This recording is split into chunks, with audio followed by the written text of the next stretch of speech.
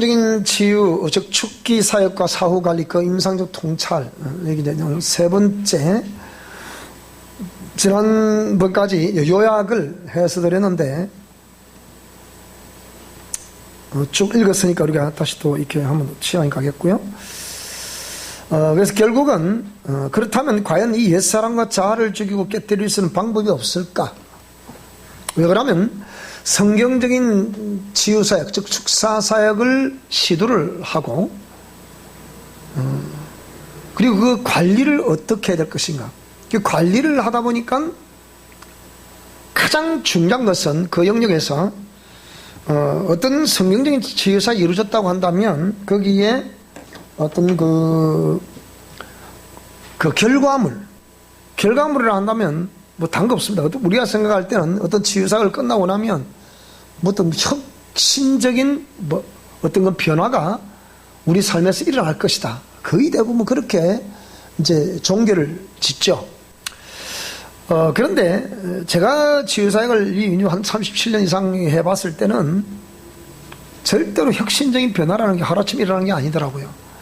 그러면 뭐 다른 사역자들은 모르겠어요. 그래 제가 사역을 해볼 때는 그랬어요. 그렇다고 하면 왜 그러면 치유사역을 성경적인 치유사역을 실행했음에도 불구하고 혁신적인 역사가 일어나지 않는가? 그거 생각해 봐야 되잖아요. 그래서 그 혁신적인 역사가 일어나지 않은 그 주된 원인이라 한다면 아직까지 죄라는 개념이 우리 속에서 제거가 안 됐다는 거예요. 그 죄라는 개념이 우리 속에 어떻게 지금 우리 안에서 어떤 그 벙커, 그러니까 그 세력들이 우리 안에 형성을 이루고 있을까, 하고 있을까, 이를 생각해 봤을 때는 이는 바로 옛사람과 자아라는 요소 때문이다.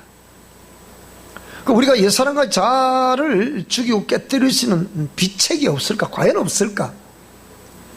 왜 기독교 2000년 사이에 가면 갈수록 기독교가 화려했던 나라일수록 오늘 현 시대, 이제 2000년 지나서 지금 오늘 21세기에 딱 등장해 보니까 기독교가 화려했던 나라만 나라일수록 그러니까 모두 어떤 우리가 어떤 역사로 한다면 해피엔딩으로 끝나는 것이 다 바람이잖아요. 그런데 기독교로 인하여 탄생된 국가들도 어느 정점을 지나고 가다 보니까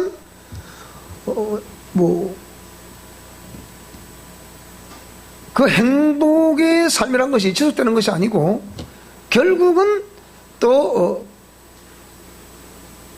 우리 기독교 교계 내에서 답을 낼 수 없는 일들로 인해서 그런 어떤 재반 정상, 시대적인 풍조, 정치 상황, 여기 또 학문적인 그런 상황, 여러 가지에 의해서 사람이 변화가 안 될 뿐만 아니고 사람이 변화가 안 되니까 국가 자체도 변화가 안 된다. 그럼 지금 일어나는 변화를 우리 한국 대한민국 같은 건 예를 들자면 일어나는 변화를 좀 어떻게 봐야 될 것인가? 이런 것도 우리 생각해 봐야 되죠. 그래서 제가 나름대로 이제 치유사역을 실시해 오면서 이거는 옛사람과 자아를 죽이고 깨뜨리지 않으면 이거 안 깨뜨리면 안 된다. 그래서 주님께서 저의 죄와 허물들을 깨끗하게 씻어주셔서 믿습니다. 고백하면 될까? 선포를 하면 될까? 심리 상담을 받아보면 될까? 정신분석, 각종 테라피, 토설, 또 아버지 치유, 내면아이 치유, 상한 감정 치유, 대학의 치유, 가게 치유, 죽기 사역, 이래 한다고 하면 되겠냐 이 말이에요. 제가 죽기 사역을 오래 해봤으니까 해보니까 변화가 안 되더라. 오히려 결정적인 순간에는 그 영적 세력들을 강력하게 이렇게 분쇄를 하는 과정 속에서는 그걸 이해를 못하는 당사자들이 오히려 안티가 되는 그런 경우가 상당히 많이 있어요. 저는 항상 이 방학을 지날 때마다 느낀 건 뭔데, 꼭 방학 때는 우리가 만날 수가 없잖아요. 이렇게요. 만날 수가 없기 때문에 방학 지나서 만나보면 사람 변화가 돼 있어. 어떻게 변화되냐? 안 좋게 변화되어 있는 거예요. 부정적인 현상을 자꾸 나타내고 있는 거예요. 이걸 어떻게 또 정리해야 될까? 그래서 이런 모든 것들을 봤을 때는 절대로 이 사람이 고정관념이라는 게 무섭거든요. 고정관념이라는 게. 그래서 그런 치유의 완성에 대한 질문을 분명히 성경 답이 있을 거 아니에요. 그래서 하다 우리 인간들이 치료도 안 되니까 예수라면 어떻게 할 것인가, 그런 주제를 가지고 또 책을 쓰는 사람도 있어요. 그래서 이런 여러 가지 각종 치유의 기법들은 부정적인 에너지는 어느 정도 약화시킬 수는 있다. 그러나 근본적인 옛사람의 제거는 한마디로 하면 안 된다. 그래서 미션 코람데오는 그 원리를 제시한다. 그래서 네 종류에게 영성 실천 영역이 나왔습니다. 그래서 이거는 당신의 의향에 좋고 옳은 대로 우리에게 해서, 하나님은 절대로 우리가 이렇게 됐으면 좋겠어요 한다 해서 그리 되는 게 아니라니까요. 거기는 다 누구든지 내가 정말 하나님께로부터 칭찬 받고 싶고 하늘마다 잘 되고 뭐 돈도 많이 벌고 그래 주의로 많이 쓰고, 그거 다 생각하는 사람 누가 있겠습니까? 막상 해보면 안 된다는 거예요. 그런데 왜 안 되겠습니까? 성경에 답이 없어서 안 됩니까? 답은 분명히 성경에 있고 그 원리를 제시하는데 뭔가, 그러니까 원리를 가지고 어떻게 이제 뭐 수행하느냐 안 하느냐, 저는 거기에 있다 보거든요. 그래서 하나님이 당신의 의향에 좋고 옳은 대로 우리에게 하셨어요. 그러니까 하나님이 우리를 보셨을 때, 정호석이라는 사람을 보셨을 때, 이 목사라는 사람을, 이 성직자라는 사람을 보셨을 때 하나님 당신의 보시기에 옳습니까? 그 얘기예요. 정말 제가 좋으신가요? 여러분 질문을 그렇게 해보셔야 돼요. 아이 메시지를 쓰면 안 되는 거니까. 당신이 저를 보셨을 때 제가 좋으신가요? 하나님 보셨을 때 제가 지금 이렇게 행하고 있는 이것이 옳으신가요? 당신이 보고 좋구나, 그리고 옳구나, 그리 생각되시면 우리에게 행하게 달라, 그 얘기예요. 맞아요 여러분. 그게 맞잖아요. 그게 하나님 중심이지.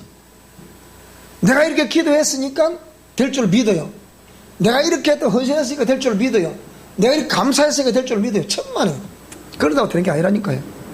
이런 것들을 너무 고민하다 보니까 저만큼 이렇게 오래 고민해보고 30년 이상 고민해보고 또 연구를 해보고 이렇게 해보고 사는 것이 아니고 그냥 막연하게 그냥 그렇게 목회를 하고 있는 거예요.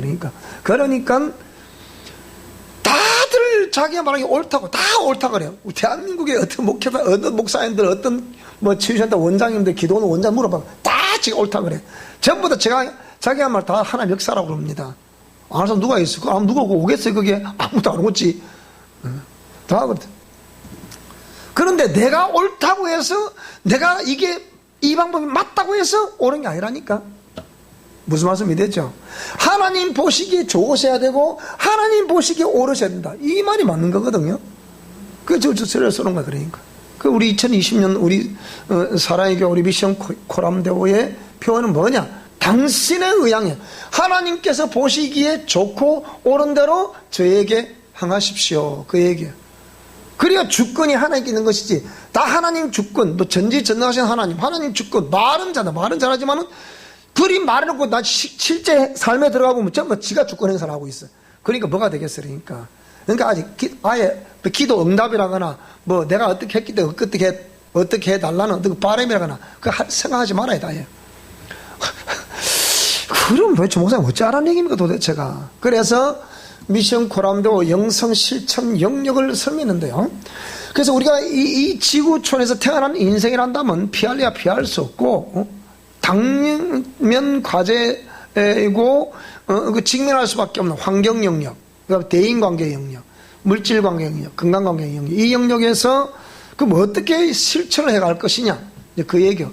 이렇게 하기 전에 그러니까 미션 코람데오에서 제시하고도 영적 전투 원리가 있잖아. 전투 원리가. 그 전투 원리를 따라서 일단 이걸 착착착착착 제거를 하셔야 됩니다. 나는 늘 여러분에 말씀드리지만 우리가 일단은 우리 하나님 믿는 사람이란다면, 하나님 믿는다는 것은 하나님의 공의 말씀을 믿는 사람이 믿는 사람이에요. 공의 말씀 믿고 공의 말씀을 따르고 순종하는 사람이 믿는 사람이지, 하나님 믿는다고 하면서 공의 말씀 안 따르면 그 사람 하나님 믿는 사람 아닙니다. 그렇지 않습니까? 그러면 하나님의 공의 말씀은 예나 지금이나 영토록 변함이 없어요. 변함이 없고, 그 신의 산 언약은 우리가 그걸 자꾸 구약 시대고, 그 이미 지나간 시대고, 율법의 시대고, 지금은 성령, 세대주자 그렇게 말하거든요. 지금은 성령의 시대이기 때문에 성령의 시대는 성령만 많이 말씀을 해야 된다. 그런데 그 성령의 임재라는 것이 공의 말씀, 신의 산 언약이 없는 성령의 임재는 없습니다, 여러분. 그게 어디 있습니까, 그게? 성령께서 오셔서 하시는 사역이 하나님 말씀을 기억나게 하고 말씀을 생각나게 한다 그랬잖아요. 그럼 말씀을 기억나게 하고 말씀을 생각나게 하는데, 그리고 예수님 그 말씀 하셨는데, 그럼 무슨 말씀을 기억나게 하고 무슨 말씀을 생각나게 하실까요? 생각해 보세요. 그 신의 산 언약이잖아요, 그게. 예수님은 그 신의 산 언약을 따라 삶을 펼쳐내신 분이고, 무슨 말씀이 되죠? 자, 그래서 이런 환경, 대인관계, 물질관계, 건강관계의 내 영역에서 직면, 수용, 침묵, 영분, 이게 또 순서대로 환경에 매일 직면할 수밖에 없다. 대인관계에 직면할 수밖에 없다. 물질관계에 직면할 수밖에 없다. 건강에 직면할 수밖에 없다. 여기서 우리가 이런 의미에서 우리 항상 직면할 수밖에 없다 한다면, 우리는 수용이라는 그러니까 이 원리를 자신에게 적용을 합니다. 자신에게 수용. 그 다음에 그리고 침묵이라는 원리를 적용하셔야 됩니다. 그 다음에 거기서 우리가 영분별이 안 되면 평생 끝장이 안 됩니다, 이러면. 영분을 통해서 결국 뭐 하라는 겁니까? 옛 습관을 바꾸라는 거예요. 근데 문제는 여기 가까이 있는 겁니다. 안 바꿉니다. 죽을지 안 바꿉니다. 그러니까 안 바꾸니까, 그럼 그걸 통해서 이제 마귀가 결정적 역사를 하는 건데, 이 옛사랑과 자랑을 통해서 마귀가 계속 끝까지 걸리주장하고 있는 거거든요. 그게 어디에 있겠습니까? 그게 우리 세포 속에, 세포 속에 내재되어 있거든요. 왜? 인체는 세포로 구성되어 있잖아요. 백 쪽에 대한 세포로 구성되어 있고, 세포는 모든 부모로부터 내려온 유전 정보를 가지고 있다고 얘기해요, 세포가. 그러니까 누가 안 시켜도 그건 제대로 행동을 너무 잘하는 거라, 이게. 자, 이래서 따라합시다. 생각해 봅시다. 생각해 봅시다. 생각해 봐야 되는 거예요. 그래서 이제 이런 영성 실천 원리가 뭐다는 것을 대충 이게 설명을 했고요. 지난 시간까지 설명을 했습니다. 그래서 이런 이후에 이제 아까 우리가 말한 영적 전투 역량에서 이게 이제 철저히 우상 숭배했던 내용들을 회개하셔야 되고, 이 부정의 통로들을 끊어야 되고, 그 다음에 또 우리 세포 속에 박히는 세력들을 철저히 제거해야 됩니다. 성령의 검으로 제거해야 됩니다. 그 다음에 보혈 사역을 철저히 시행하셔야 되고요. 그 다음에 하나님의 예정과 경륜의 말씀 체계를 철저히 습득하셔야 됩니다. 중요합니다, 이거.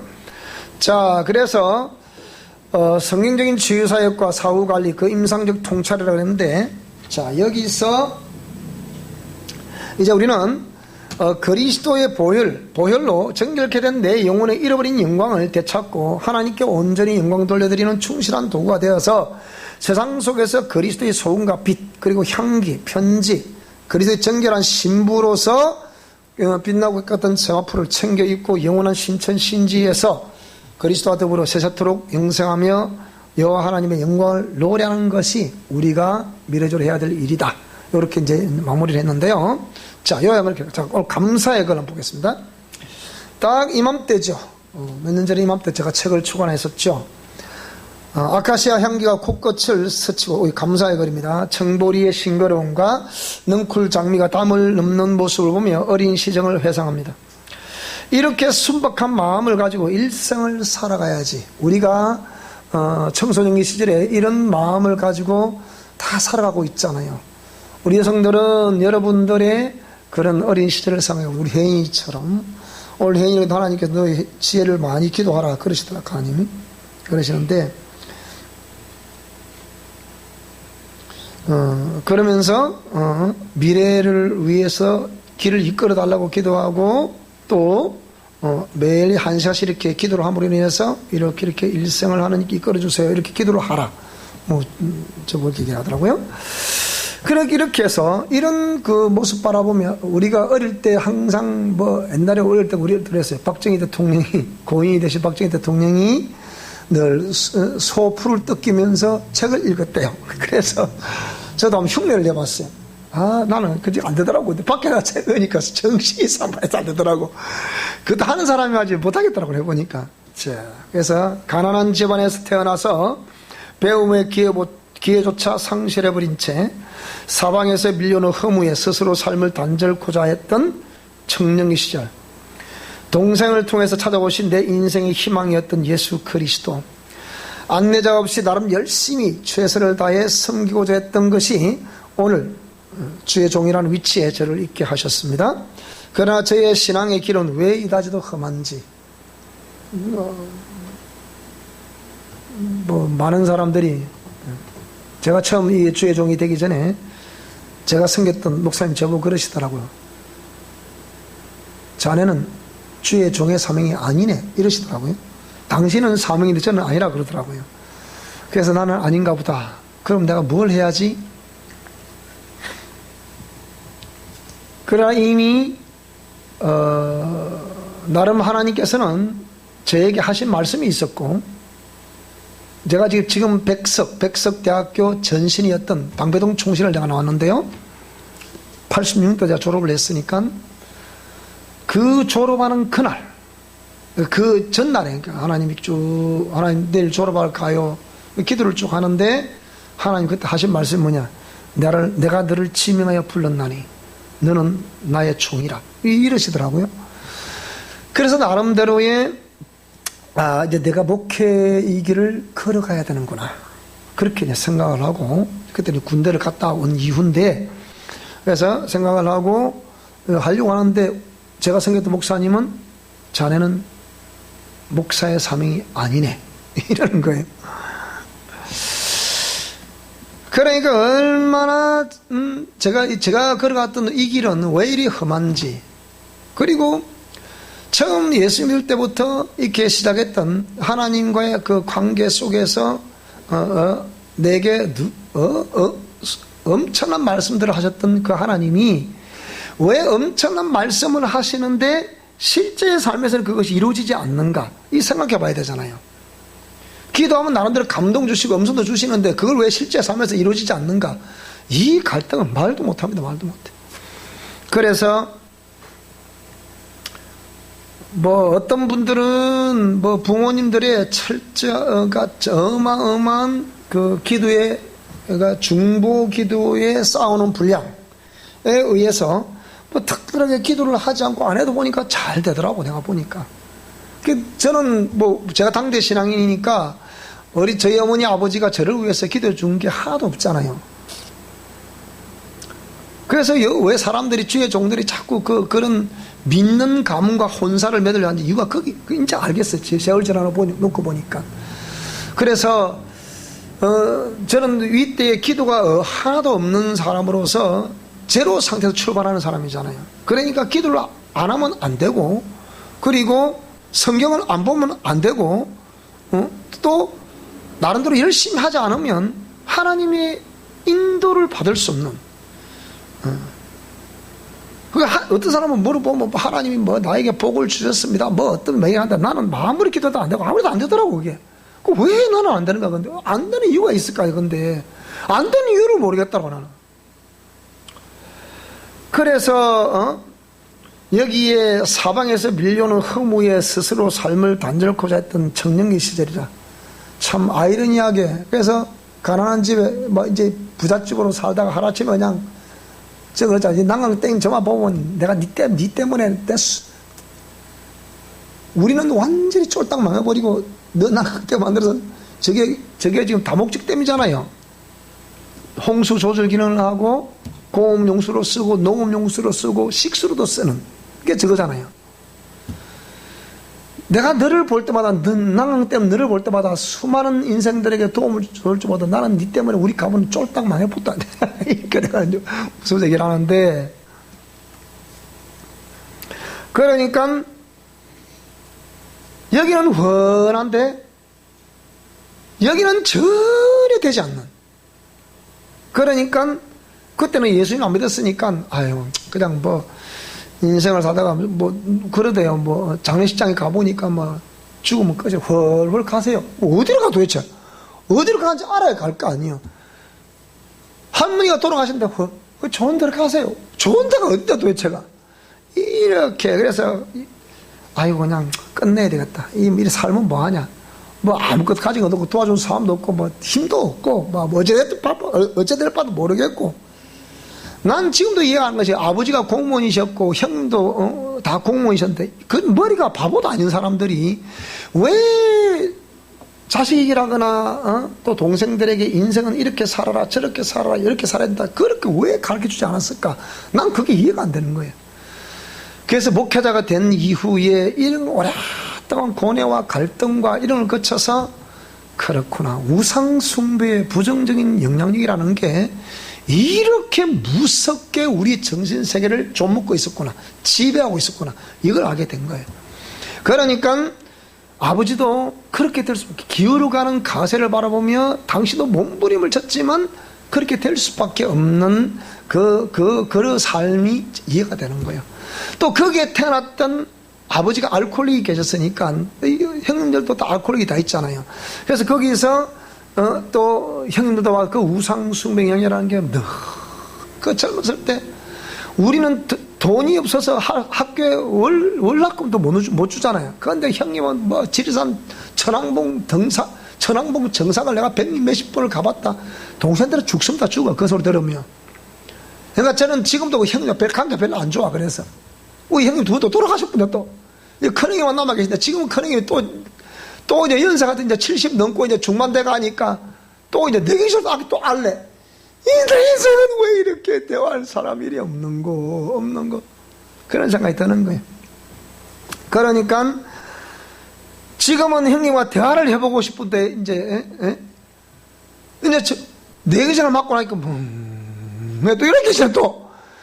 그러니까 이러지도 못하고 오히려 집안에 짐을 또 다 따라야 되나. 뭐 일이 아니지 또 어쩌면 되겠노. 또 전화 또 오신다 이제 요새 또.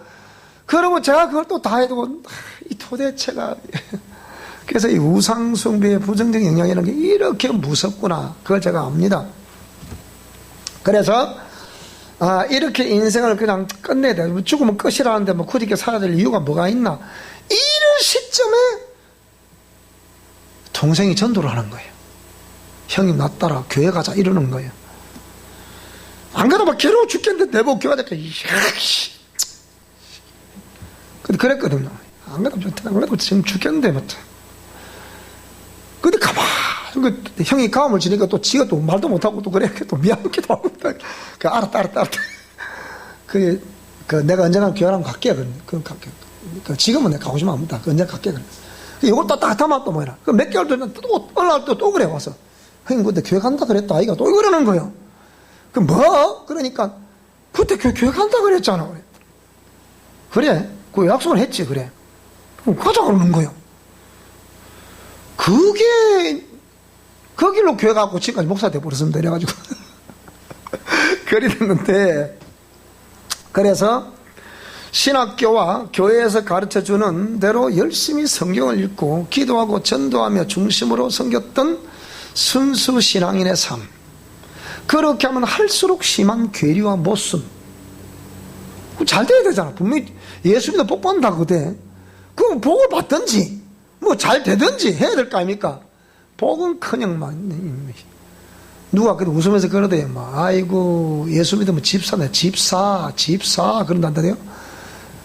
근데 집도 못 사고 되나? 아직 해방사라고 있는데 뭐. 그러니까 심한 괴리와 모순. 그렇게 하면 할수록 왜 성경 말씀과 현실에 대한 괴리가 좁혀지지 않으니까, 갭이 좁혀지지 않으니까 너무 괴리가 심한 거예요. 여러분들 어땠는지 모르겠어요. 저는 그랬습니다. 적어도. 그래서 수많은 지도자들과의 만남은 심한 배신감과 허탈함. 아까 우리 사장님 물으시더라고요. 목사님은 여기서 목회하셨습니까? 아니요. 대구도 있었고 서울에서 목회 다 내려왔습니다. 그러세요? 내가 강남에 대형교회 있었습니다. 그래도. 그런데 이렇게 그 수많은 지도자가 여기에 있을 때 제 모교회가 여기 있잖아요. 여기 있을 때 그 지도자의 만남도 심한 배신감과 세월지나고 허탈감, 그리고 또 서울에 있던 거기도 역시 심한 배신감과 또 허탈감, 이런 것으로 그래서 그럴 때마다 그럴 때마다 나는 절대로 저렇게 하지 말아야지. 저 사람처럼 사람을 이용을 한다든지 그렇게 하지 말아야지. 정말 하나님 앞에 섰을 때 하나님께로부터 칭찬을 들을 수 있는 잘하였도다 착하고 충성된 종이라는 그런 칭찬 들을 수 있는 사람이 돼야지. 그걸 다짐하고 그 당할 때마다 그 상처가 클 때마다 이를 악물고 다짐하는 거예요. 그런데 그러다 보니까 이제 하나님이 어떤 일 영성 실천 원리를 주셔서 이렇게 가르치는데 그 가르침이 또 여러분들에게 전달이 제대로 되는지 안 되는지 모르겠습니다만은 그게 마음대로 잘 안 되더라고요. 그래서 말은 하지 않지만 저의 마음은 그래서 항상 추웠습니다. 추웠습니다. 기독교와 주의 종을 바라보는 시각은 어두웠습니다. 기독교라는 것이 희망이 되어야 되는데 이거는 희망이 아니고 세상과 똑같은 사람을 이용하는 종교라 한다면 이거나 저거나 다를 바가 뭐가 있겠나. 근데 분명한 것은 내가 하나님을 경험했기 때문에 하나님을 부인할 수는 없어요. 그러면 기독교가 문제가 있는 것이 아니고 누가 문제였다는 겁니까? 그 기독교를 믿는다고 따른다고 하는 그 사람이 문제인 거예요. 그 사람 때문에 내가 기독교를 바라보는 시각이 자꾸 암울해지는 거예요. 어두워지는 거예요. 그리고 그런 주의 종들을 볼 때마다 저건 아니에요. 그래서 성경에 보니까 후일에 어떤 사람들이 믿음에서 떠나 미혹해하는 영과 귀신의 가르침을 쫀다는 말씀 봤을 때 이 사람이 미혹을 당해서 그렇구나. 왜 한동안은 성령으로 인도하심을 따라 살던 사람이 이제 제법 뭐 교회도 그냥 삐까번쩍하게 짓고 아쉬운 게 없고 그러니까 자꾸 사람이 달라지는 거예요. 그걸 보면서 그럼 나도 그럴 것인가? 너는 어떻게 할 건데? 라고 제게 숱한 질문을 해야 했어요. 해야 했어요. 그렇기 때문에 기독교와 주의 종을 바라보는 시각 어두웠다. 그것은 수많은 기독교 지도자들과 크리스천들의 변화없는 삶을 바라본 것이었기 때문입니다. 그래서 저는 진정 숱한 날들을 과연 변화될 수 있는 참담 방법이 없을까? 진짜 없을까? 진짜 변화될 수 있는 참담 방법이 없을까? 그것을 오랜 동안 고뇌하며 살았습니다. 제가 그 길을 뚫어보고 싶어서 이곳저곳을 허기진 심령을 안고 변화될 수 있는 방법이 있다는 곳을 찾아다녔다. 오늘 여기에 아까 저기 오신 분도 무슨 기도원 그거보다 제가 알아요. 한동안에 많이 만나봤어요. 40일 금식 기도를 했어도 역시 길과 방법이 없었다. 나는 금식 기도 했을 때 사진이 있어요. 우리 대구에 있던 집사님 사진을 보냈더라고. 그것도 금식 기도 때 완전히 피골이 3주 반 모습인데 그 사진을 찍어 보냈더라고. 보냈는데 이 40일 금식 기도 할 때 나름대로 기대감이 있을 게 없었겠어요. 식음을 전폐하고 40일 동안 목숨을 걸고 기도를 하는데 기대가 없었다면 그럼 참 이상한 사람이죠. 입사도 인간인지라 그런 기대는 있었는데 내가 기대했다는 하나도 하나님 말 응답 안 하시더라고. 40일 금식기도 딱 끝났는데 내일 이제 끝날 건데 오늘 너무 허무한 거예요. 내일 끝날 건데 오늘 주야. 스스로 마음을 달래고 스스로 마음을 안정시키지 않으면 안 되겠더라고. 그래 뭐라고 그랬냐? 그래 누가 물으면 나도 40일 금식기도 한번 해봤어. 그렇게 말하면 되지 뭐. 그 40일 금식기도 뭐가 있었습니까? 몰라. 그밖에 더 있겠어요. 그렇게밖에 못 하겠더라고. 그 역시 길과 방법이 없는 거예요. 그런데 제가 40일 금식기도 한 이후에 딱 하나님께서 40일 금식기도 기간에는 없었지만 보호식을 할 때는 보호식 3주도 그랬죠. 이틀째 3주 그 사이에 어떻게 해요? 하나님이 이렇게 한 그루 소나무, 싱싱한 소나무를 보여주시면서 이 소나무가 완전히 썩은 소나무로 바뀌는 과정, 또 다시 돌아오는 과정, 이걸 보면 그런 걸 보여주시면서 그때 이후로 사람을 바라보면 사람의 속이 읽혀져 온다는 거. 지금도 지금 마찬가지입니다. 제가 말을 안 했을 뿐이지. 그래서 그러나 하나님의 발걸음은 계속하여 저를 고난과 고통의 연속적인 삶의 길로 인도하셨는데요. 그 극점에 서울 강남의 대형교회에 있다가 내려와서 이게 택배, 한진 택배, 합천영 후소자 논문에 이제 다음 달에 책으로 나올 건데, 한진 택배, 합천영업소, 영업소장 이서구 나옵니다. 그게. 극점에 택배 영업을 경험케 하셨다. 근데 이 택배를 하나님이 사실 시켜서 택배를 했어요. 제가 하고 싶어서 한 게 아니고. 하나님, 제가 택배할 인생이 아니지 않습니까? 하라는 거예요. 그래서 택배를 하는데 3개월 딱 지나서 이제 하여튼 그런 늘 말씀 있었지만은 내 마음속으로는 저한테 이걸 넘겨주고 내가 3개월 동안 하고 이제 그만하고 이랬다 생각했는데, 어쨌든 간에 3개월 지나 하나님이 너 뭘 깨달아? 갑자기 연락 배달하고 이제 다니는데 너 뭘 깨달았냐? 갑자기 이러시는 거야. 갑자기 10년 만에 다시 음성을 들려주시는 거예요.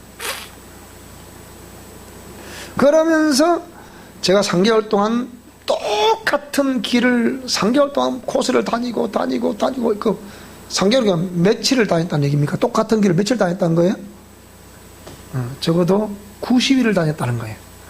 90일을 똑같은 여기를 우리 교회 안에 3개월을 다니고 이거 구석구석 다 알까 모를까? 다 압니다. 눈 감고 다녀. 이제 뭐가 있고 뭐가 있고 다 압니다. 그래서 하나님이 그때 보여주신 게 뭐냐? 수많은 내 양무리들이 목숨과 같은 돈을 벌기 위해서 이른 새벽부터 밤이 늦도록까지 수고를 하느니라. 네, 그렇습니다. 제가 눈으로 봤죠. 그런데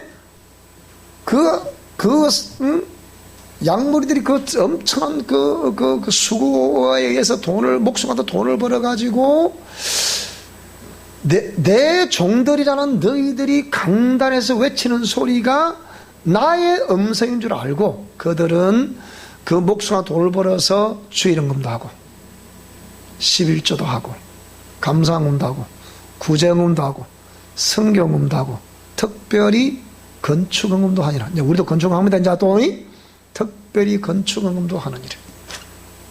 그런데 내 종들이란 너희들은 그들이 드리는 기름에 배가 불러서 기도도 하지 않고 성경도 보지 않지 않냐. 그렇게 하나님 말씀하시더라고요. 그래서 그 말씀하신 하나님 앞에 내가 할 말이 없는 거예요. 내가 가만히 있었죠. 있으니까 또 하나님 하신 말씀이 내 종들이란 너희들이 강단에서 외치는 말이 내 말씀인 줄 알고 그들은 그래도 그 헌금을 들여가면서 헌신하고 있지 않냐. 그래서 평신도들, 목회자가 아닌 평신도들이라고 한다면 그들이 소원이 뭐겠냐. 그래도 여성들이라고 하면 교회에서 권사님이 되는 게 최종 목표라. 남성들이라고 하면 장로님이 되는 게 최종 목표라. 그래서 서리 집사, 훈련 집사라고 그러죠. 트레이닝 받는 집사로서 트레이닝을 받는 성경에 서리 집사가 없거든요. 그러니까 그냥 집사라고 나와 있죠. 그래서 서리라 붙은 개념이 뭡니까? 훈련 집사라 그 얘기죠. 훈련을 잘 받아서 그 다음에 이제 집사로서 안수를 받게 되죠. 또 거기서 이제 장로가 되죠. 또 여성들은 또 서리집사 훈련을 거쳐서 권사가 되죠. 이런 과정을 거쳐서 제가 이제 있겠죠. 저도 목회를 이제저것 30몇 년을 했으니까 그 훤히 다 교단법을 다 알고 있잖아요. 그래서 우리 장로교회, 정통 장로교회에서는 다 선배들의 그 경험도 그렇고 장로가 되는데 자격, 안수집사 되는데 자격, 권사가 되는데 자격, 다 자격이 다 있어요. 그래서 그렇게 하려면 자 기본적으로 내가 말씀드리겠습니다. 앞으로 우리 교회에도 그런 계속 또 중직자들가 탄생될 수 있잖아요. 근데 보통 우리의 정통 장로교회에서 실시하고 있는 그런 이제 행정적인 측면, 또 목회적인 측면 다 포함해서 어떻게 하냐. 서울에 내가 이제 있던 교회에서 내가 얘기를 해보겠습니다.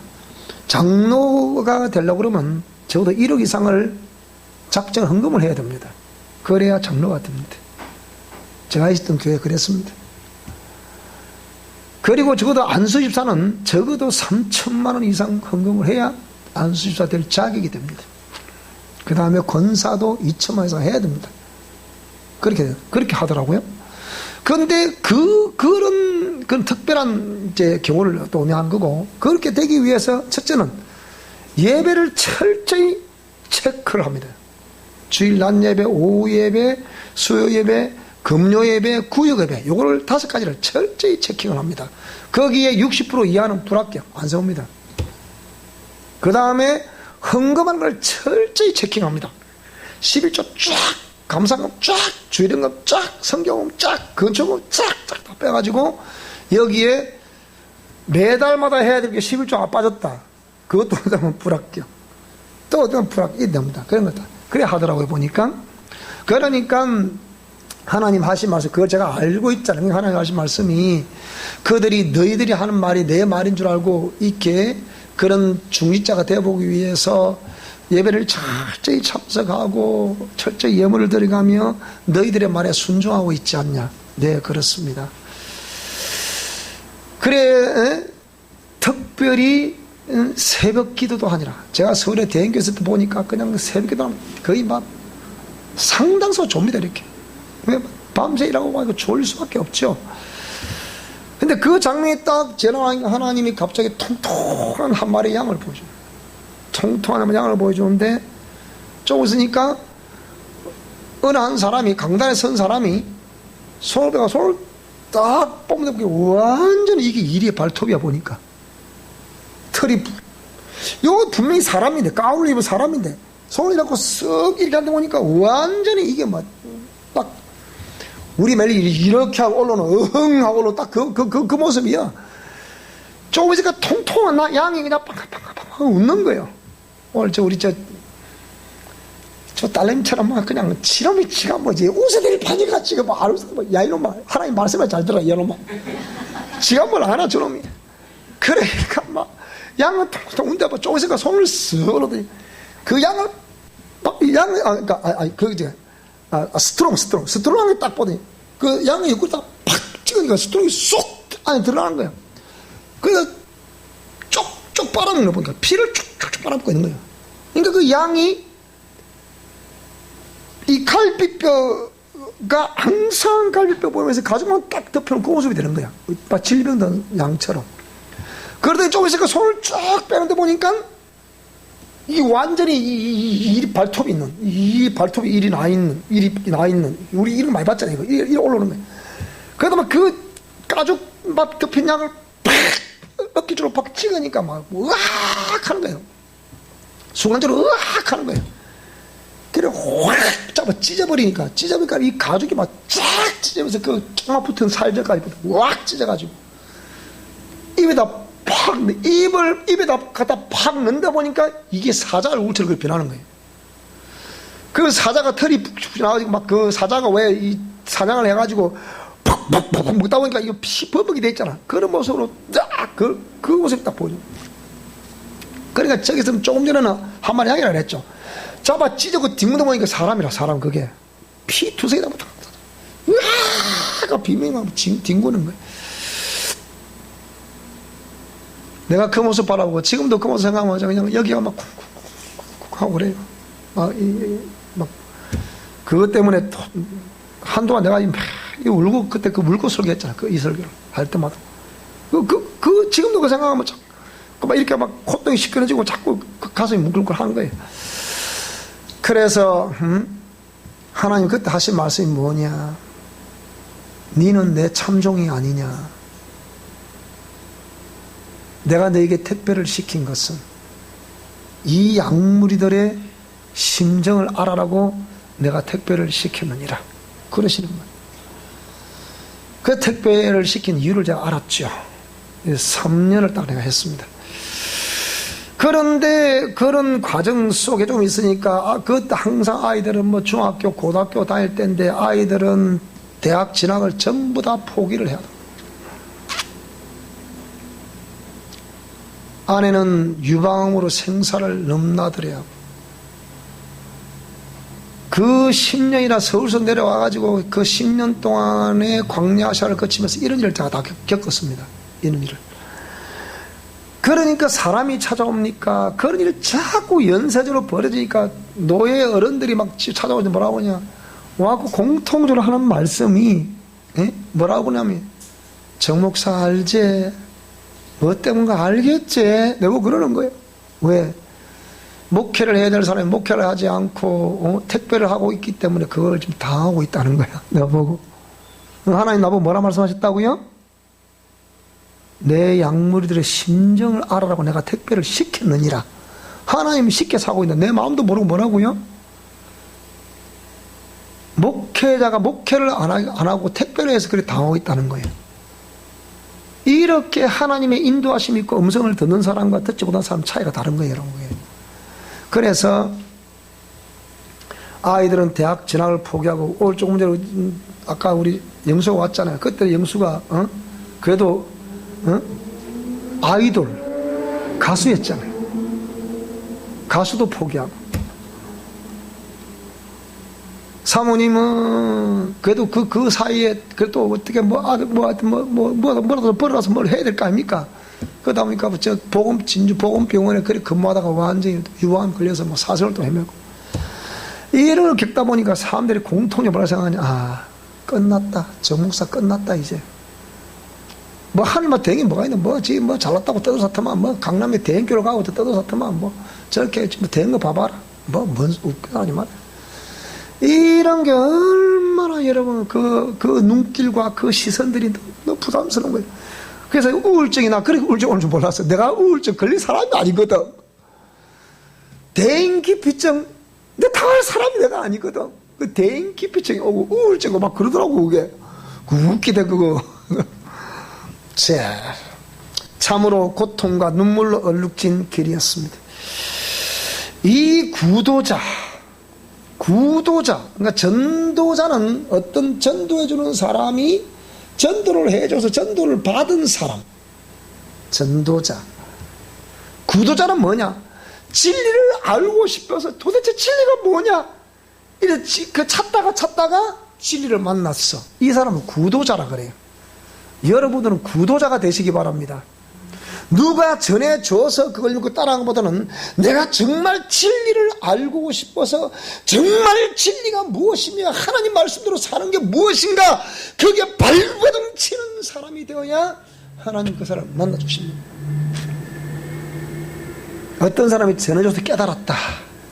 그는 이만한 은혜를 한다면 이 구도자가 정말 주님을 찾다가 만나면 그 기쁨은 이만하면 되는 거예요. 이 사람은 절대로 하나님 배반하지 않습니다. 절대로 교만할 수가 없어요. 절대로 교만할 수가 없어요. 누가 저보고 뭐 교만을 조심하라 그러대. 그거 내가 씩 쳐다보면 돼 이렇게. 그래서 이 구도자가 가는 길에 묵묵히 희생제물이 되어 사선을 넘어야 했던 사랑하는 아내요 동력자요 친구라고 표현했어요.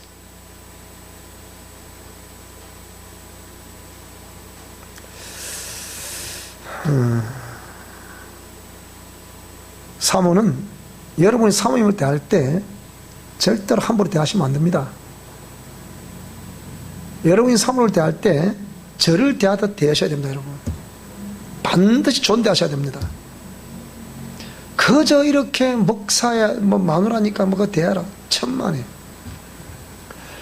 그래서 같이 고난을 당하고 같이 사선을 넘어야 했던 사랑하는 아내. 그러니까 제 목회에 어찌보면 90% 이상은 사모갑니다. 목사가 하는 게 뭐가 있습니까? 뭐 강단에 말씀드릴 없지 않아요. 특별히 하는 거. 그러나 사모는 누가 시킨다 하는 것이 아니고 뒤치다 그래 다 해야 되죠. 이름이 납니까? 빛이 드러납니까? 영광은 목사가 다 받지만 사모는 항상 디켄에서 모든 걸 다. 여러분이 사모님 하는 일에 대해서 의의를 제기하면 안 됩니다. 물어보고 하셔야 돼요. 절대로 사모를 초월해서 일을 하시면 안 됩니다, 여러분. 그러니까 이렇게 어찌 보면 이 일생의 목회자를 선택함으로 인해서 사모는 그런 희생 제물이 되는 겁니다. 사모의 기도와 사모의 희생 제물에 의해서 한 사람의 주의 종은 탄생되는 겁니다. 그래서 또 그토록 하고 싶다는 가수이 나왔네. 이제 드디어 대학 진학의 꿈을 눈물을 머금고 포기했던 아들 영수. 오늘 아까 와서 지가 왜 맨 마지막에 갔냐? 갔다. 아빠, 이 얘기 하려고요. 그 무슨 얘기? 이 코로나 사태가 오면서 2월달, 3월달, 4월달까지를 내리 그냥 마이너스 2천만 원을 맞았어요. 여러분 지금 2천만 원이 3개월 동안 2천만 원 마이너스를 먹었다. 아빠 큰일 납니다. 기도 좀 해주세요. 그래서 기도랑 하나님은 5월 중순 돼야 된단다 이러시는 거예요. 그 아들이 그래도 5월달은 가야 된다. 그러니까 안 돼요. 지금 하면 큰일 납니다. 뭐 어쩌고 5월달에 돼야 된다. 그래서 오늘 아까 왔는데 거의 보고라고 가는 거예요. 뭐를 보고라고 가느냐? 아빠 어저께요 희한 약한 일이 벌어졌습니다. 그래갖고 뭐냐? 그러니까 어저께 약 300만 원의 수입을 올렸대. 그 내가 조심스럽게 물었죠. 그럼 5월달에 수입 얼마쯤 되냐? 그러니까 와 지금까지 뭐 그냥 그대로 뭐 제로상태 유지해 왔는데요. 응? 어저께 불어해가지고 막 이럭저럭 하면 400만 원 플러스 했다 그러더라고. 정확하게 5월 중순에 회복이 되는 거라. 근데 이를 기다리기가 힘이 든 거라. 그걸 못 기다리는 거야. 안 돼요. 그럼 내가 하나님이가 내가 어쩌란 말이냐. 내가 하나님도 아닌데. 그러더니 어제 오라서 그 얘기하는 거야. 그 얘기 보고라고 가는 거랬어. 그래서 그래서 막 입이 좀 일이 벌어져 있는 거야 지금.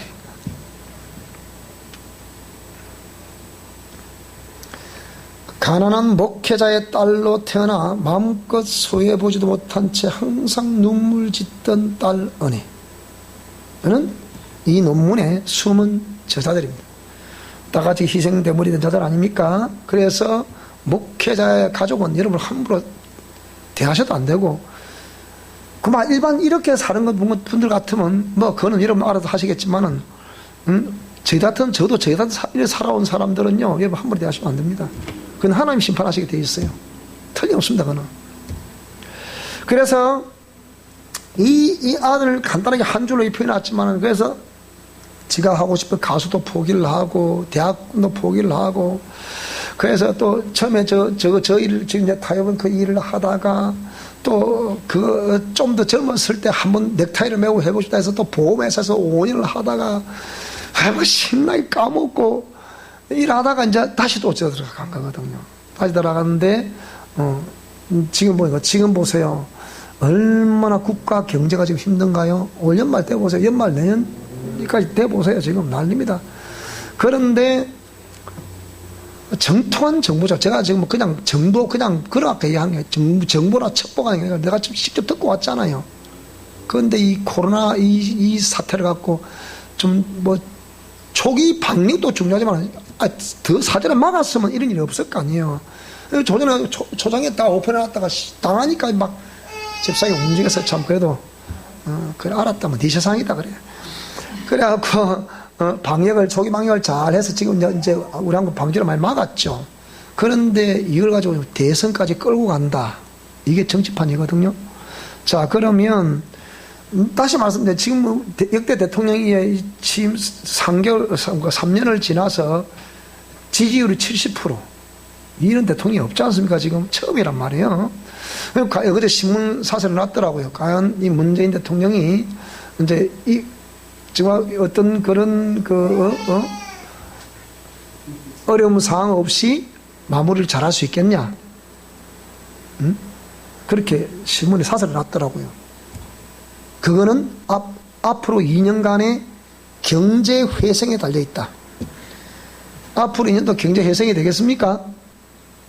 제가 더 어려지, 더 나아지. 지금 IMF 구제 금융 받을 때보다 더 힘들다고 합니다. 올해 경제 성장률 마이너스 맞을 확률이 많다고 합니다. 그러면 안 된다는 거예요. 지금 뭐 두산, 중공 드디어 구조조정 들어가죠. 그런데 여기서 여전히 이 대목꾼들, 민주노총이나 이 대목꾼들은 지금도 왜 우리 허락 없이 구조조정 하지 마라. 지금 그러고 있습니다, 여러분. 이 사람 연봉이 보통 1억대입니다, 1억대. 딸내미가 지난번에 어버이날 때 와서 제가 얘기를 하더라고요. 이 구미에 LG 휴대폰 뭐 가이드 거기 뭐 이거 하는 뭐 땡기잖아요. 땡기는데 뭐라 하느냐. 그 경북 살다 보니까 타 지역 가면 보고를 해야 되잖아요. 갈 수도 없어. 그래서 한 달 동안에 또 쉬었다 그러더라고. 왜 쉬었다 하니까 여러분 민주노총이나 이 집단들이 얼마나 지금 못된 짓 하는지 몰라 지금. 뭐라고 그러느냐. 보세요.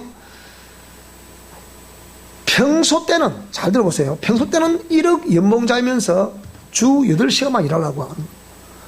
주 52시간 하루에 8시간만 일하려고 하는 거예요. 그래서 토요일 주일날 쉬려고 하는 거예요. 무슨 말씀이 됩니까? 그래서 연봉은 1억 받으려고 하는 거예요 지금. 그래서 그러면 이들이 실제 더 일을 해야 돼, 안 말아야 돼? 일을 안 하면 이 생산 라인이 올 수도 되면 이 하루 올 수도 되면 수천억의 피해가 나잖아요. 보세요. 올 수 시킬 수 있어 없어? 네 입장 내 입장 돼보라고. 네가 경제학자 돼봐라. 하루 올 수도를 시키면 수천억이 피해가 나는데 시킬 수 있겠나? 그런데 이 아들 일 안 한다는 거야. 안 하고 그럼 누구를 한다? 그럼 비정규직이 토요일날 주일날 의무적으로 출근해야 된대. 이랬지 무슨 말이 돼요 지금? 그게 지금 이 정부 지지를 받고 있는 민주노총 한 짓이라니까 지금 그게. 그런 싸움을 하고 있고. 삼성, 어저께 뉴스 나오대요. 삼성 같은 경우도 지금 이것 때문에 보통 뭐 새로운 롯데 뉴 롯데 뭐 버전인가 뭐 이거 비전인가 뭐 이렇게 뭐 하여튼 그런 롯데 저 회장이 제시한데 이것도 지금 숲으로 돌아간다 지금. 안 된다 지금. 해놓으면 정부 정책 때문에 지금 안 된다는 거라, 안 된다는 거라. 근데 아이러니한 뉴스 하나. 한전에서 올해 전반기 플러스가 됐대. 플러스가 4천 몇백 플러스가 다 떨어졌더라고. 왜 났냐 하니까 안 되니까 원전을 다시 돌린대. 돌리고 이 막 돈을 살포내 놓으니까 이거 이것도 있고 먹고 코로나 이것 때문에 이게 뭐 딴 데 어디 사용돼야 될 걸 사용 안 하다 보니까 남았다네. 희한한 플러스도 생기더라고요. 이런 거. 자, 어쨌든 이런 여러 가지의 경제가 휘생하기 힘든데 이 아들도 그런 철저히 뼈저리게 경험하면서 다시 들어간 거예요. 다시 들어가서 하는데 지금은 이제 잘하고 있죠. 자, 그래서 지금은 아들도 웃고 딸도 웃고 웃으면서 지내고 있지만 사모님이 우리 10년도 살 때는 지옥이다, 지옥. 딸 이놈은 단 한 번도 지네 엄마한테 편하게 대해본 적이 없어. 매일 지네 엄마는 당하고 딸은 큰 소리 치고 그랬다니까요. 항상 이 딸은 분노가 안 사라지니까 늘 울면서 저 엄마한테 얘기를 하는 거야. 그럼 엄마는 그래, 그렇지. 왜? 뭐 때문에? 목회자의 아내라는 것 때문에, 사모라는 것 때문에, 내 자식이라기보다는 그 목회자 아내고 사모이기 때문에 우리가 아무것도 할 수 없었잖아요. 만약에 제가 돈을 버는 사람에서 내가 벌써 좀 부자 됐습니다. 제가 게으른 사람이 아니잖아요. 그래서 그랬을 텐데 이런 것들 때문에. 그래서 항상 눈물 짓던 딸 은혜는 이 논문에 그래서 숨은 제자들이다 뿐만 아니고 한 무리의 제자들은 우리 사랑의 교회 성도들. 나는 여러분들이 제 박사 논문의 저자들이라고 생각합니다. 왜 그렇습니까? 어쨌든 여러분 우리가 잘하든 못하든 여러분은 저와 함께 지금 동고동락하고 있습니다. 그래서 이런 희생을 하고 있는 여러분들이기 때문에 성도들은 오랫동안 저를 기다려 주었습니다. 논문을 당시에 그랬습니다. 이 논문을 쓰는 동안 마귀는 2번이나 교회 파장을 통한 분열을 일으켰습니다. 우리 2번 나갔잖아요. 그걸 지금 설명하는 겁니다. 원인은 내가 다 알고 있죠 지금 다. 제가 다 알고 있지만 내가 말 안 할 뿐입니다 지금. 그래도 꿋꿋이 견뎌 주었음에 진정 감사를 드립니다. 이 논문이 탄생하기까지는 잠시나마 지도자로서 저의 기억 속에 계시는 여러 선배 목사님들이 있습니다. 제가 처음 교회 나올 때 이웃교회 전도사님이었던 그분, 자, 근데 세월 지나 그것도 변하더라고. 그분은 우리 부목사, 목사 안술 때 모셨더니, 그분이 T교단의 목사님이거든요.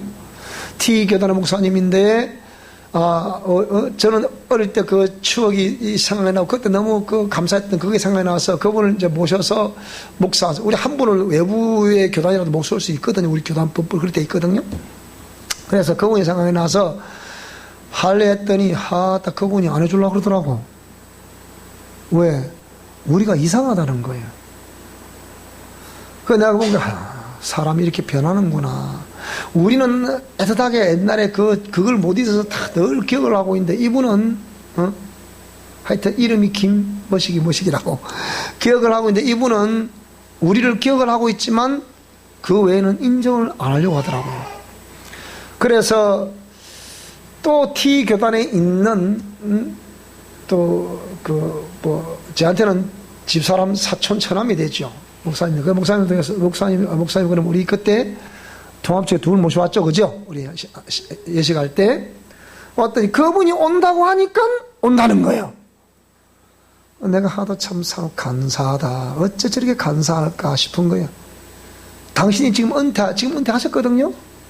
은퇴할 나이 다 됐어. 그게 뭐라고, 그게. 그게 뭐라고. 우리가 축사 사역을 하고 이런 성령 사역을 한다고 해서 그렇게 갭을 두고 우리를 대하는 선배들, 이런 여러 사람들이 있습니다. 이렇게 있습니다. 목사님들과 은사님들, 미션 코람데오 선교회 동역자들께 감사합니다. 윤석칠 목사님은 지금까지 제기돼서 총회와 교계 원로로서 미션 코람데오 선교 고문으로 저를 아껴주시고 계시며 의학의 조람을 하시고 번역을 친히 해 주셨습니다. 또 여기에 이렇게 우리 김종주 장로님은 내적 치유에 대하여 잘 가르쳐 주셨고, 말씀에 있는 미천한 자를 지혜로운 교수로 세워주셔서 후학들을 양육하도록 배려해 주셨을 뿐 아니라 각가지 참고 도서들을 추천해 주시면서 연구토록 하셨다. 이런 부분은 참 우리 김종주 장로님께도 감사하게 생각하고 있습니다.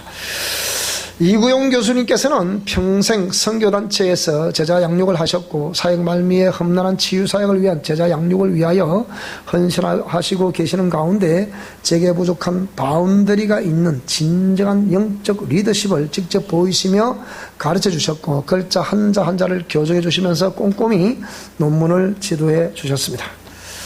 하나님은 항상 제 인생의 무언의 감찰자이셨습니다. 무지한 저의 모든 것을 다 하셔서 진리의 성경 말씀, 인간, 우주 만물이란 영성의 주제를 주셨습니다.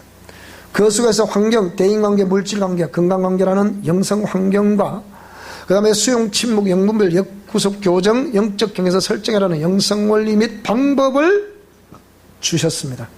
이 모든 영광 주님께 올립니다. 2016년 11월이라 이렇게 되어 있는데, 자, 이것은 이제 감사의 글, 이가 논문을, 이렇게 박사 논문을 쓰면서 이렇게 이런 여러 지난날이 감사한 시간들을 글로서 한번 옮겨 놓아 보았습니다. 그리고 또 아카시아 꽃이 피고 있는 이 시절, 장미가 넝쿨로 담을 넘어가고 있는 이 시기에 또 이 강의를 또 이상 하나님이 또 이 강의를 해야 되겠다는 생각이 들었는데, 그래서 참 제가 생각할 때는 어째 우리 하나님 이렇게 적재적소에 딱 맞게 하게 하시는가 라는 생각을 해보며, 이렇게 이 논문이 탄생되기까지의 하나님께서 이렇게 모든 것을 이제 이렇게 이루어 주셨는데, 자, 어쨌든 여러분들이 이렇게 그냥 막연하게 그냥 이론적으로 머리가 좋아서 뭐 이렇게 이 박사 논문이 탄생된 것이 아니고, 이거는 한 인생의 수십 년간에 걸친 신앙의 흔적, 그리고 목회의 흔적을 담고 있습니다. 계리와 모순과 갈등과 고난과 고통과 죽음을 여기에 담고 있습니다. 그렇기 때문에 여러분들이 이 논문을 이제 구체적으로 들으면서 이제 다시 한번 우리 신앙을 재정리해 보시고, 재정리해 보시되 정말 하나님을 기쁘시게 하는 그런 아름다운 모습의 신앙인으로 우리 자신이 성령께서 강하게 임재하지 않으면 안 될 수 있는 그런 심령 성전으로 가꾸시기를 주 여러분으로 축복합니다. 자, 오늘은 여기까지 하도록 하겠습니다. 자, 찬송하겠습니다.